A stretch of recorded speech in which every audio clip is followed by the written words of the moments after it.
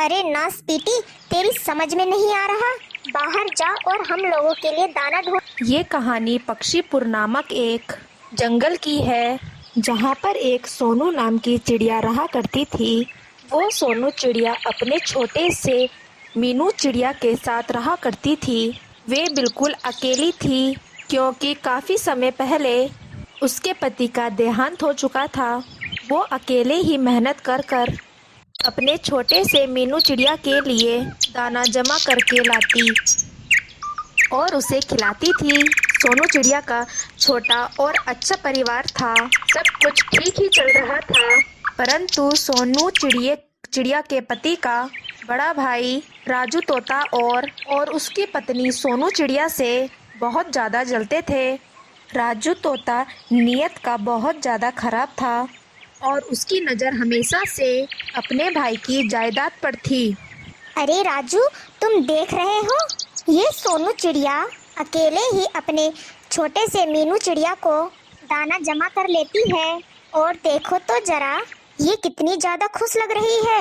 अरे हाँ, मुझे तो लगता है ये मेरे भाई के मरने का इंतजार ही कर रही थी कि कब मेरा भाई मरे और ये आजाद हो जाए। हाँ राजू, परंतु अब ये दोनों अकेले हैं और हमें इस बात का फायदा उठाना चाहिए। फायदा? परंतु कैसा फायदा? तुम किस फायदे की बात कर रही हो? राजू, भोले मत बनो। तुम जानते हो मैं किस चीज की बात कर रही हूँ, जिस चीज का तुम बरसों से इंतजार कर रहे थे और अब तो तुम उसे आसानी से हासिल कर सकते हो। अच्छा, मैं समझ गया। तुम मेरे भाई की जायदाद की बात कर रही हो। तुम बहुत चालाक हो। लगता है तुम अब अमीर होना चाहती हो। हाँ राजू, मैं भी चाहती हूँ कि मैं भी अमीर हूँ और मैं भी अपने बच्चे को अच्छा खिलाऊं। अरे हाँ, अब तो मेरा भाई मर चुका है और मैं सारी जायदाद इस सोनू चिड़िया को नहीं लेने दूंगा। हाँ राजू, परंतु तुम क्या करोगे जिससे सारी जायदाद तुम्हारे पास आ जाए? अरे मेरी भोली पत्नी, करना क्या है? जहाँ पर मेरा भाई गया है, मैं सोनू चिड़िया को भी वहीं पर पहुँचा दूंगा, यानी कि स्वर्ग। अच्छा, यानी कि तुम सोनू चिड़िया को मार डालोगे? फिर वो दुष्ट तोता सोनू चिड़िया को मारने के इरादे से सोनू चिड़िया के पास जाता है और सोनू चिड़िया को अपने जाल में फंसाने की कोशिश करता है। अरे देवर जी, आप आए हैं? आइए बताइए, मैं आपकी क्या खिदमत कर सकती हूँ? अरे सोनू चिड़िया, मैं यहाँ कुछ खाने पीने नहीं आया हूँ, बल्कि मैं तो यहाँ एक बहुत अहम काम से आया हूँ। अच्छा भैया, आप यहाँ काम से आए हैं, तो बताइए फिर आपको मुझसे क्या काम है? अरे नहीं, मैं तुम्हें ये काम ऐसे नहीं बता सकता। तुम्हें मेरे साथ चलना होगा, मैं वहाँ जाकर ही तुम्हें वो चीज़ दिखा सकता हूँ। फिर सोनू चिड़िया उस दुष्ट तोते की बातों में आ जाती है। ठीक है भैया, मैं तैयार हूँ। आप जहाँ भी मुझे ले जाना चाहते हैं मैं चल लेती हूँ, परंतु मैं अपनी मीनू चिड़िया को आपकी पत्नी रीना भाभी के पास छोड़ देती हूँ। फिर सोनू चिड़िया अपने छोटे से मीनू चिड़िया को उस रीना तोती के पास छोड़ देती है और खुद तोते के साथ चली जाती है। फिर थोड़ी ही देर में वो तोता सोनू चिड़िया को एक जगह पर ले आता है, जो कि बहुत सुनसान होती है। राजू भैया, आप ये मुझे किस जगह ले आए हैं? यहाँ तो दूर दूर तक कोई पक्षी नजर नहीं आ रहा। अरे चिड़िया, डरो नहीं, मैं कुछ ज्यादा नहीं करूँगा, बस तुम्हें मार डालूंगा। अरे भैया, मैंने ऐसा क्या कर दिया? आप मुझे क्यों मारेंगे? इसमें तुम्हारी कोई गलती नहीं है। बस मुझे ये बात अच्छी नहीं लगती कि तुम मेरे भाई से इतने दूर हो। अब मैं तुम्हें उन्हीं के पास भेज देता हूँ।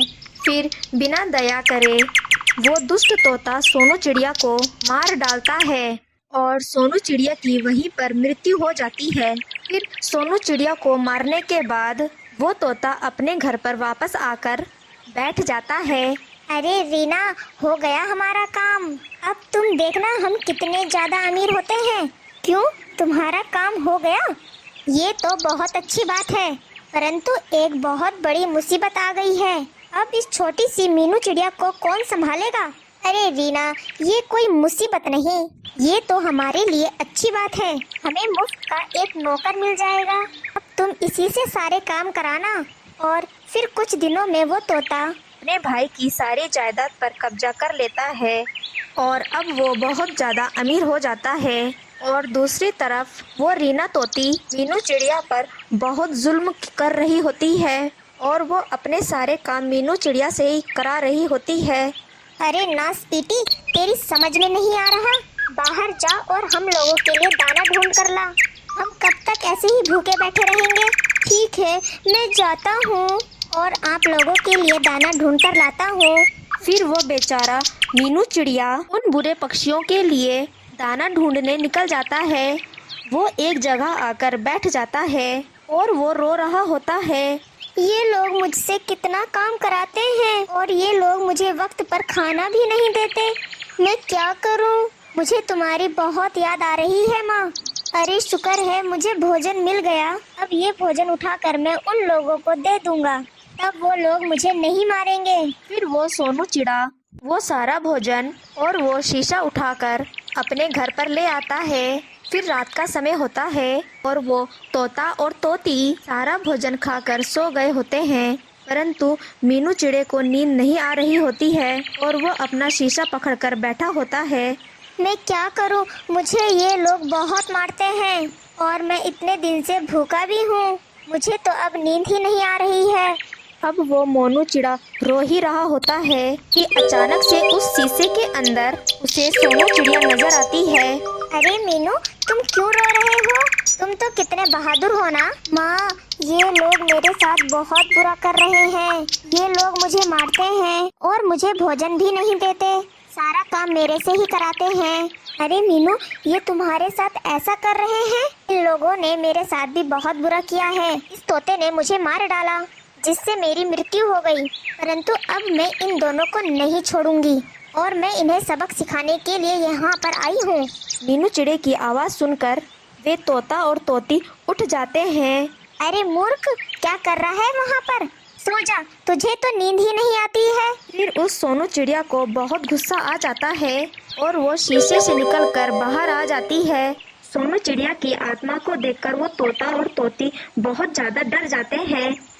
अरे सोनू चिड़िया, तुम यहाँ पर कैसे आई? मैंने तो तुम्हें मार डाला था। अरे तुम्हें नजर नहीं आ रहा? वो सोनू चिड़िया नहीं है, उसकी आत्मा है। अरे आत्मा से तो मुझे बहुत डर लगता है। अरे तोते भैया, मैंने आप दोनों को अपना ही समझा था, परंतु आप दोनों ने हमारे साथ बहुत गलत किया है और मेरे मरने के बाद मेरी मीनू चिड़िया के साथ भी बहुत बुरा कर रहे हैं। अरे तोते भैया, मैं आपके भाई से मिलकर आई हूँ और अब आपके भाई आपको भी बुला रहे हैं। अब आप भी मरने के लिए तैयार हो जाएं। फिर सोनू चिड़िया की आत्मा बिना किसी देरी के उस तोते को मार डालती है और इस तरह उस तोते का अंजाम बहुत बुरा होता है। तोते की ऐसी हालत देखकर वो तोती भी सुधर जाती है और वो मीनू चिड़े और अपनी बेटी सोनिया तोती को साथ रख लेती है और तब से वो तोती उन दोनों का बहुत अच्छे तरीके से ध्यान रखती है।